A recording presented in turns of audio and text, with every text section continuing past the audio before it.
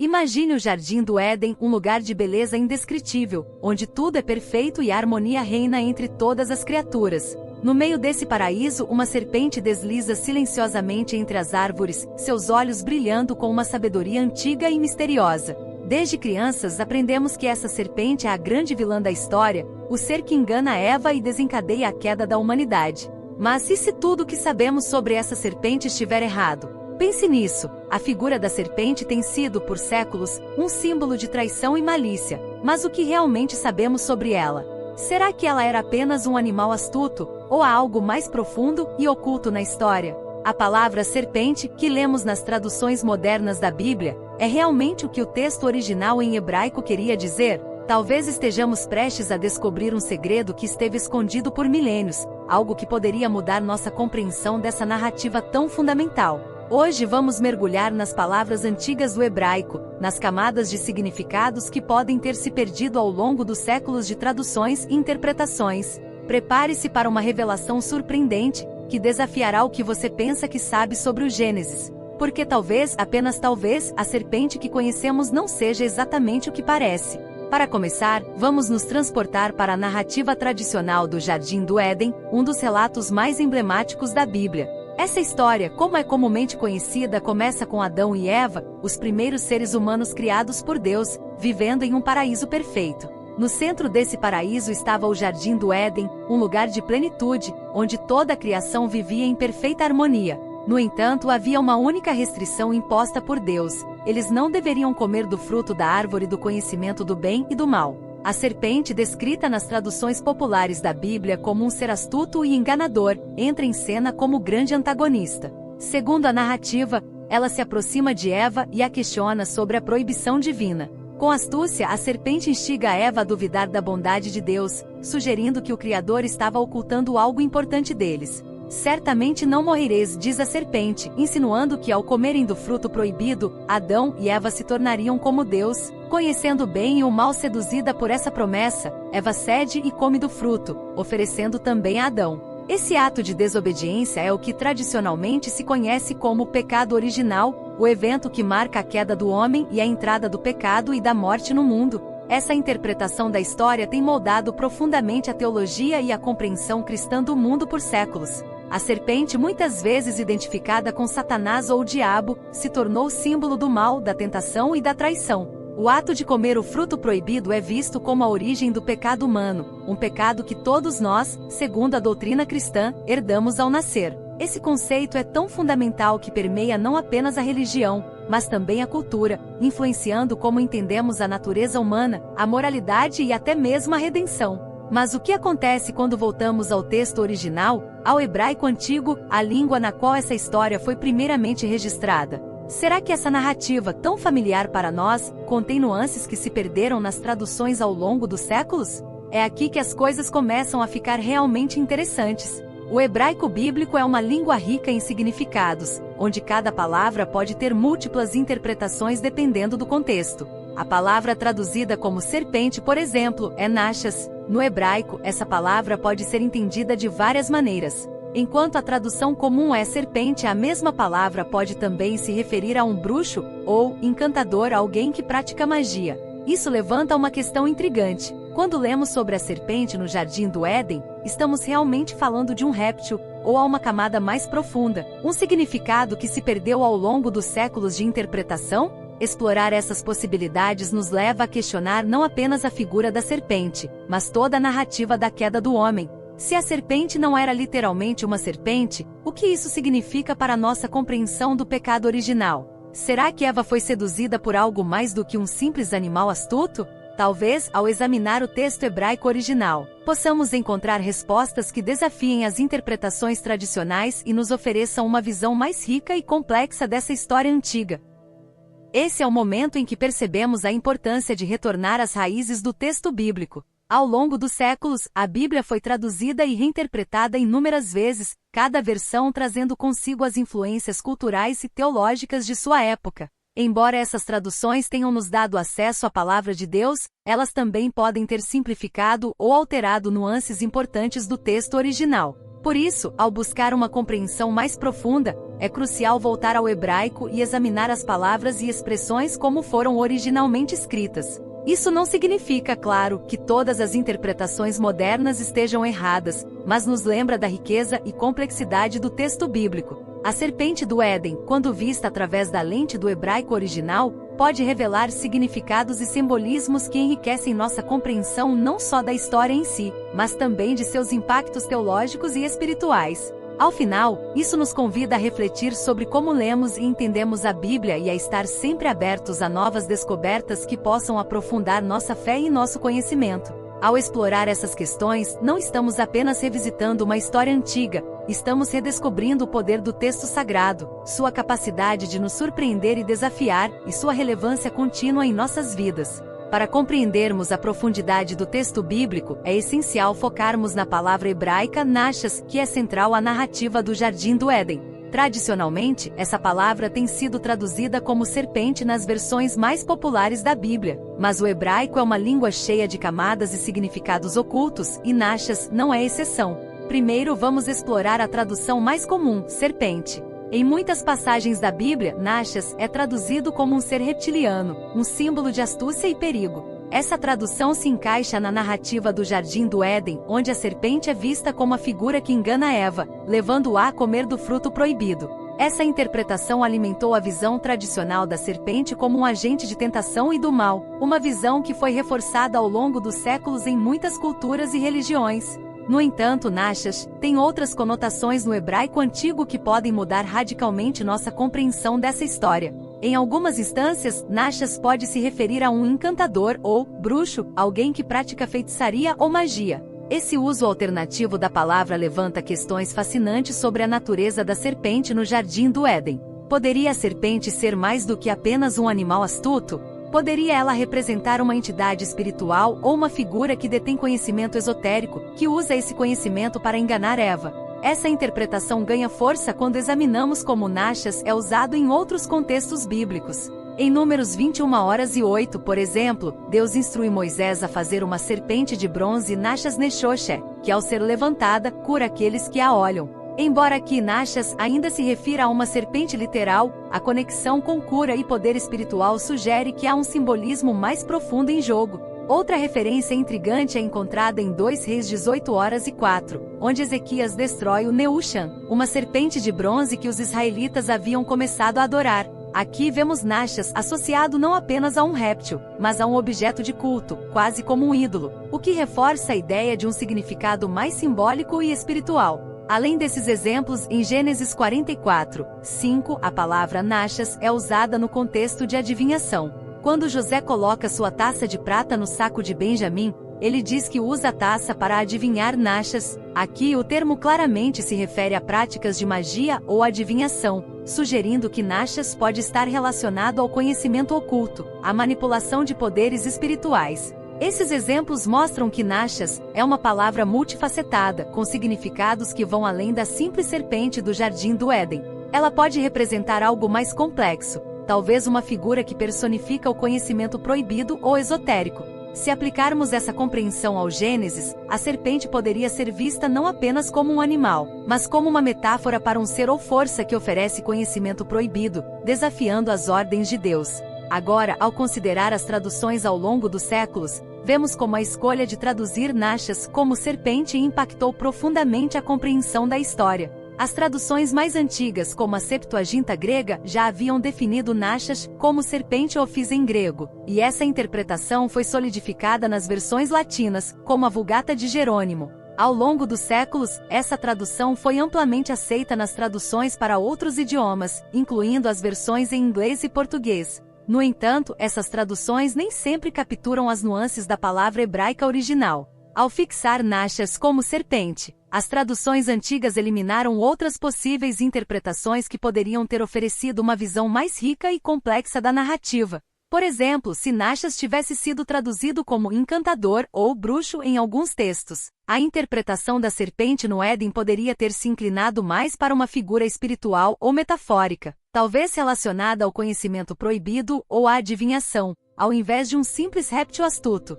Essa escolha de tradução também influenciou a teologia cristã e judaica, onde a serpente é frequentemente associada ao mal e ao diabo. A identificação da serpente com Satanás, por exemplo, é uma construção teológica posterior, que foi muito influenciada pela tradução de Nachas como serpente. Se a palavra tivesse sido traduzida de outra forma, talvez a serpente fosse vista mais como uma figura de conhecimento, com uma interpretação moral e espiritual diferente. Portanto, ao revisitar o texto original em hebraico, somos convidados a questionar essas interpretações enraizadas e a considerar novas possibilidades. Talvez a serpente do Éden não fosse simplesmente uma criatura astuta, mas uma figura mais complexa, representando a tentação do conhecimento proibido, ou até mesmo um ser espiritual envolvido em práticas de adivinhação ou magia. Essas nuances abrem portas para uma compreensão mais rica e multifacetada do texto bíblico, desafiando as interpretações tradicionais e nos convidando a explorar mais profundamente as raízes do texto sagrado.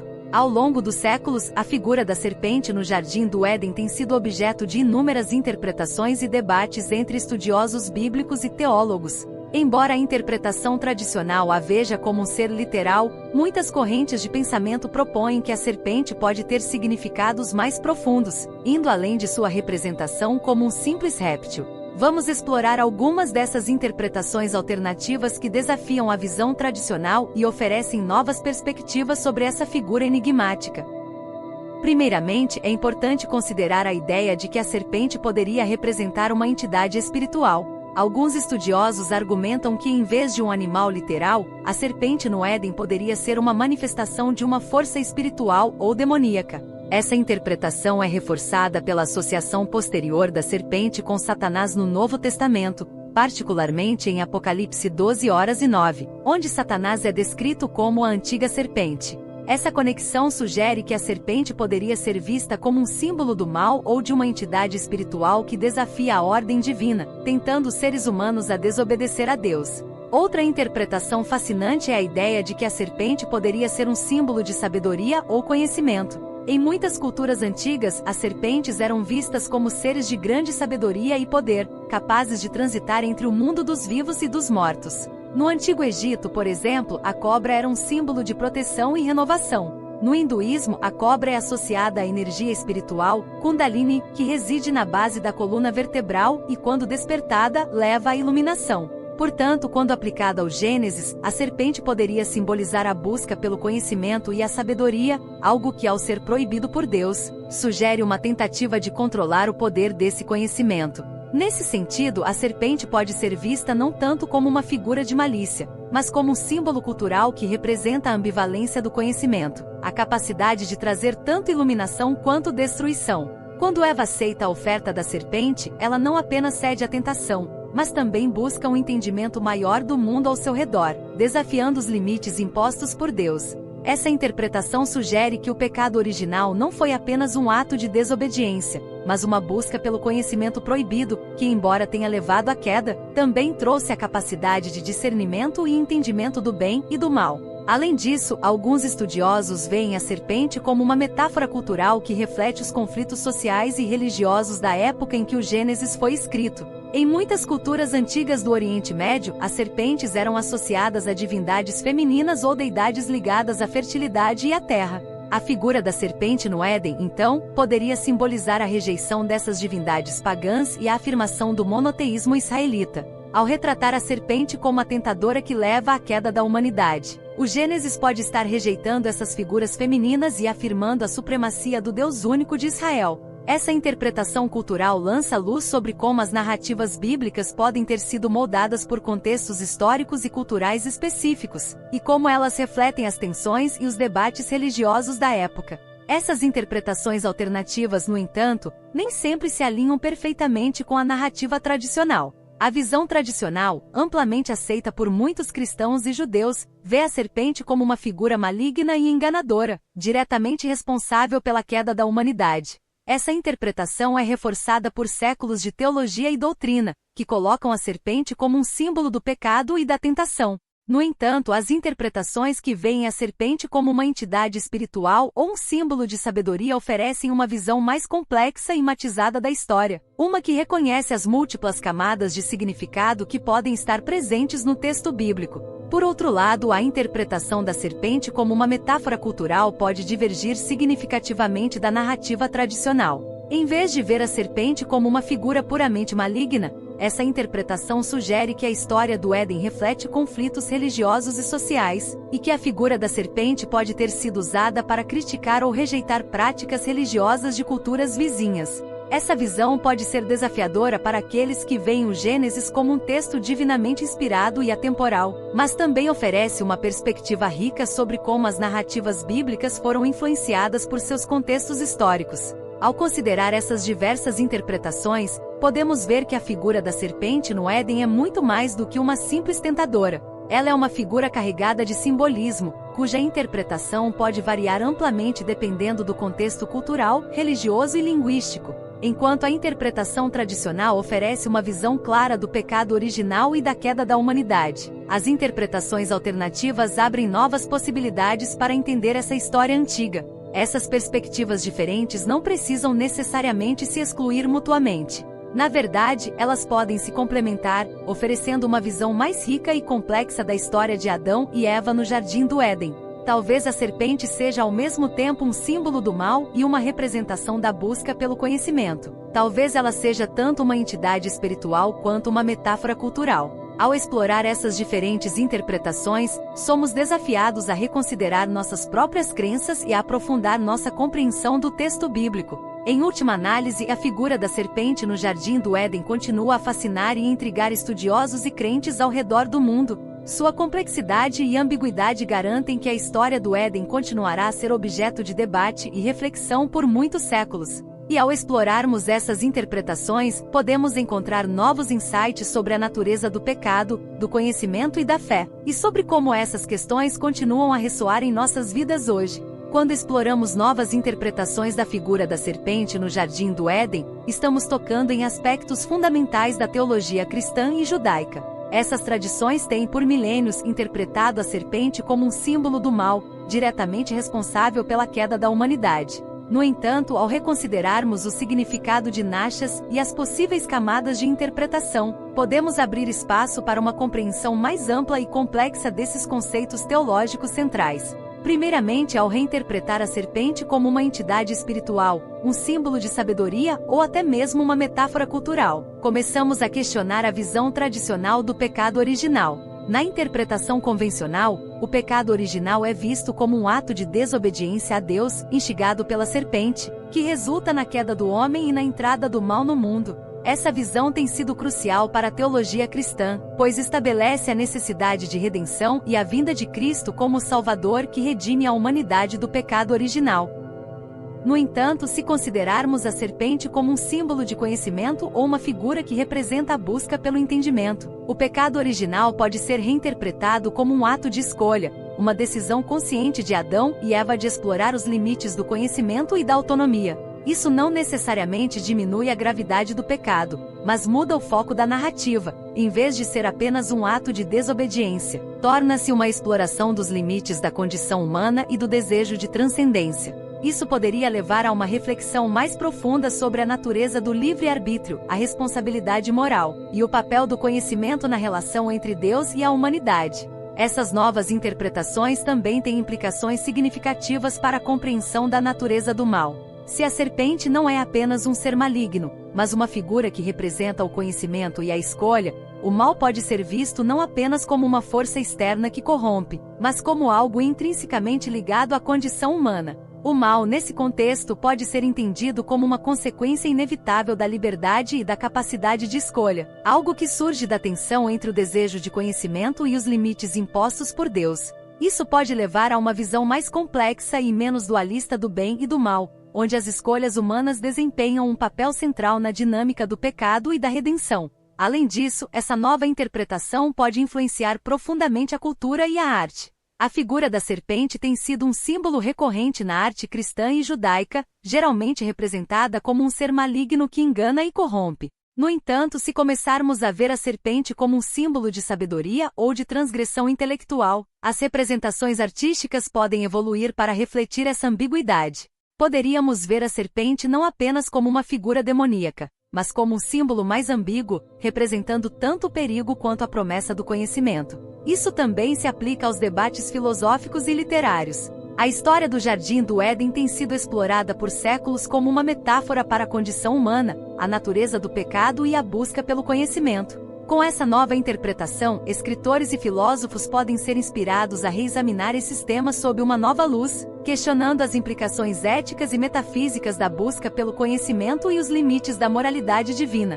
Por exemplo, na literatura, essa nova visão pode inspirar narrativas que exploram a complexidade da escolha humana, a tensão entre a obediência e a autonomia, e as consequências do desejo de transcendência. Em debates filosóficos, pode levar a uma reconsideração das ideias de liberdade, responsabilidade e o papel do conhecimento na definição da natureza humana. Em suma, ao reinterpretar a figura da serpente no Éden, abrimos novas possibilidades para a teologia, a cultura e a arte. Essa visão pode nos levar a uma compreensão mais rica e multifacetada do pecado original, do mal e da redenção, e inspirar novas formas de expressar e explorar esses conceitos fundamentais na cultura contemporânea. Ao fazer isso, não estamos apenas revisitando uma história antiga, mas reimaginando seu impacto e significado para o mundo moderno, oferecendo novas maneiras de compreender nossa relação com o divino, com o conhecimento e com nós mesmos. Ao longo deste vídeo, exploramos uma das narrativas mais icônicas da Bíblia sob uma nova luz, questionando a interpretação tradicional da serpente no Jardim do Éden.